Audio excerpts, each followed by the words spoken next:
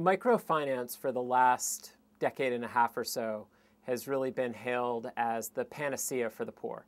And the fact is that especially in areas like Southeast Asia in particular, microfinance has helped hundreds of millions of people climb out of poverty.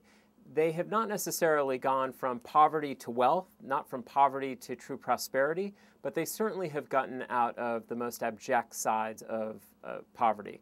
Now, one of the dirty little secrets behind microfinance is that the loans are actually quite expensive. The average rate globally is about 35 to 40%. And I don't know about you, but I would have a very hard time coming up with a business plan that could deliver 35 to 40% return on investment today. And that's one of the reasons why I've been critical of microfinance. It's not that it's a bad idea. It's simply that we expect a lot of some of the poorest people on the planet in terms of the return on the investment that is placed in them. And one of the things that's most missing is really the opportunity to help them grow as entrepreneurs and invest in their ability to learn management and their ability to run businesses.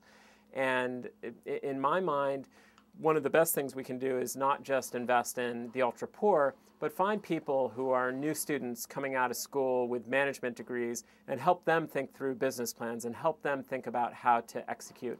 And there are actually a couple organizations out there that work on that. Endeavor is one of the organizations working mainly in Latin America that works with real entrepreneurs to help them build their management expertise and their ability to market so that they can create more jobs.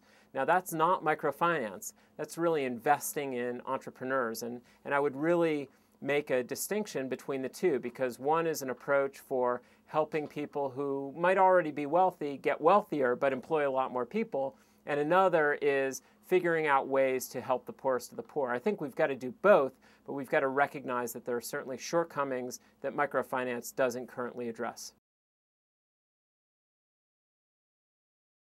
Kiva is certainly an example of an organization that has masterfully used the power of the internet to connect people who are interested in entrepreneurs and interested in microfinance and giving them the opportunity to actually track that progress. So, I mean, on that front, that's an innovative, extraordinary breakthrough.